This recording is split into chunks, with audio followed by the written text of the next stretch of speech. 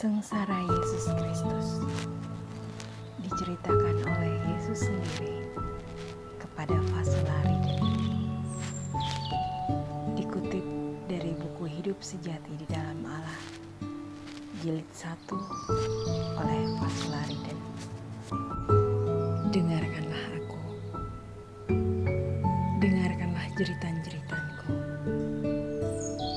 Dapatkah engkau melihat salibku? Akulah Yesus yang memberi penglihatan ini kepadamu.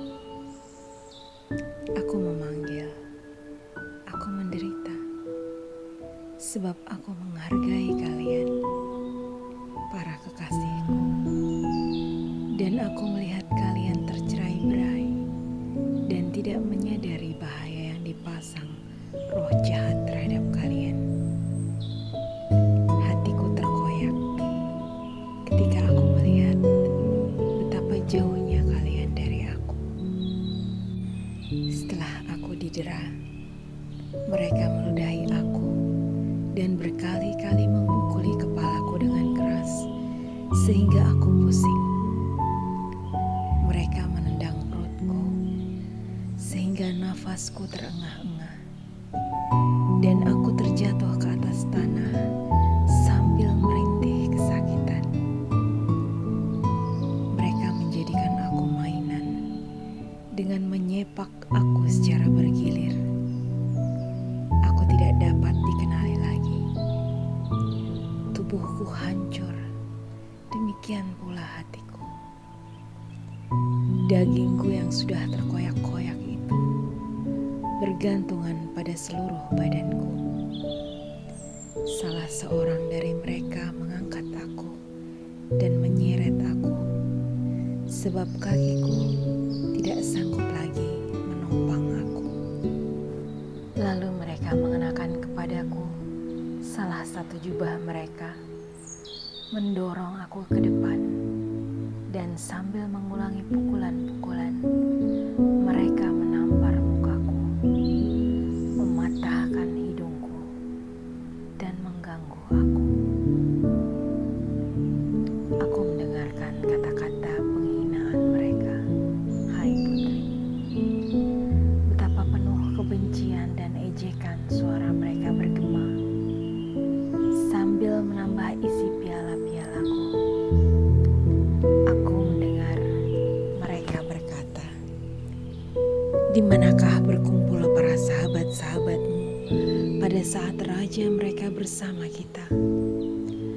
Apakah semua orang Yahudi memang pengkhianat seperti mereka itu? Lihatlah raja mereka." Dan mereka menobatkan aku dengan mahkota duri, hai putri. Di manakah orang Yahudimu untuk mengeluhkan engkau? Engkau adalah raja, bukan? Dapatkah engkau memainkan peran raja? Tertawalah, jangan menangis. Engkau adalah raja, bukan? Maka bersikaplah sebagai raja. Mereka mengikat kakiku dengan tali dan menyuruh aku berjalan ke tempat di mana salibku sudah tersedia.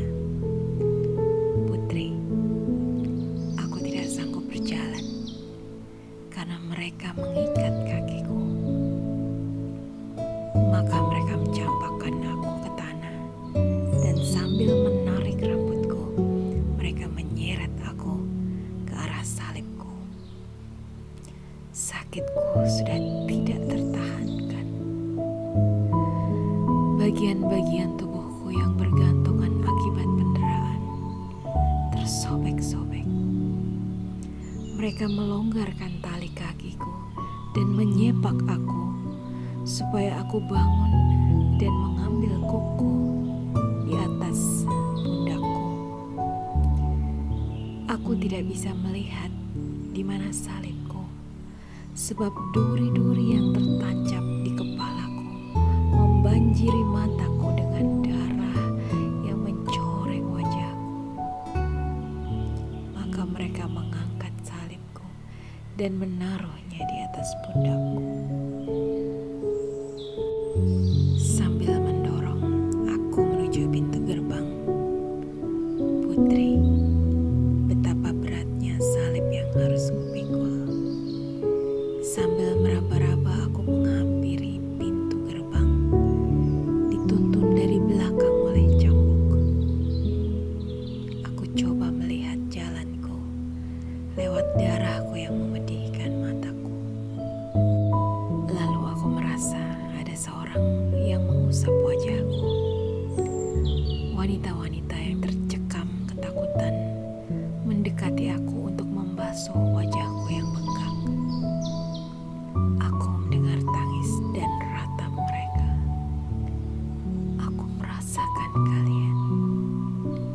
Diberkatilah kalian, kukatakan.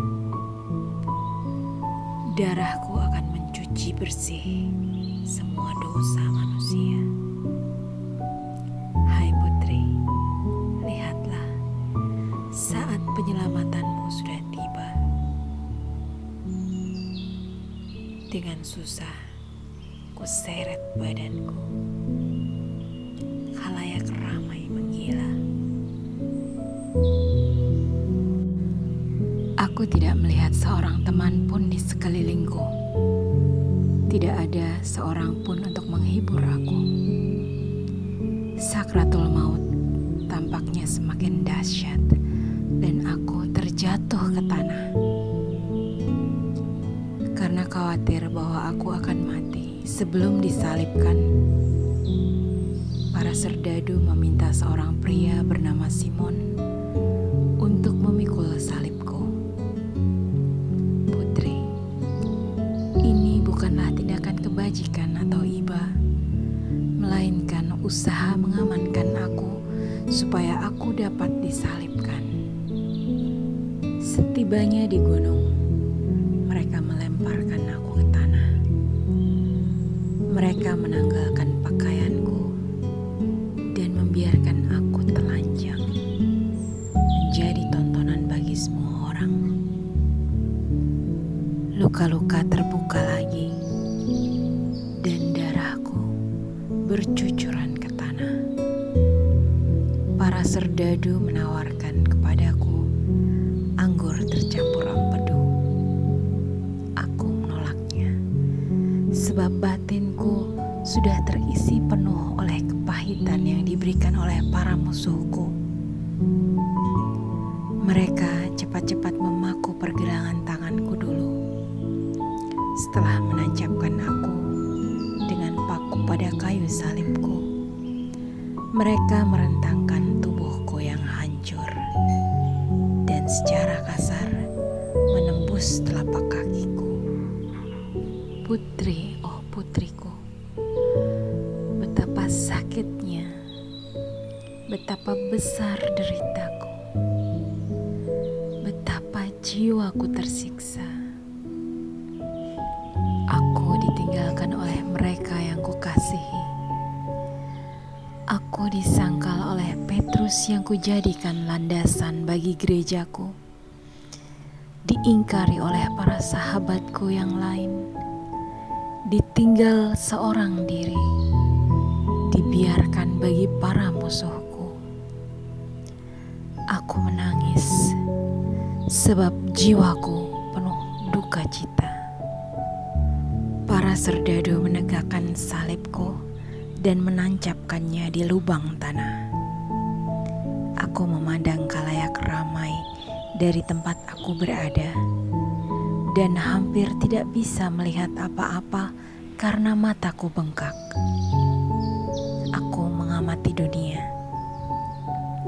Aku tidak melihat seorang teman pun di antara mereka yang mengolok-olok aku. Tidak ada seorang pun di situ untuk menghibur aku. Allahku, ya Allahku, mengapa Engkau meninggalkan aku? Aku ditinggalkan semua orang yang mengasihi aku. Mataku menatap ke ibuku. Aku memandangnya dan kedua hati kami berbicara. Aku mempercayakan kepadamu anak-anakku yang terkasih, supaya mereka juga menjadi anak-anakmu. Hendaknya engkau menjadi ibu mereka. Semuanya sudah digenapi, keselamatan sudah dekat. Aku melihat surga terbuka dan masing-masing malaikat berdiri tegak.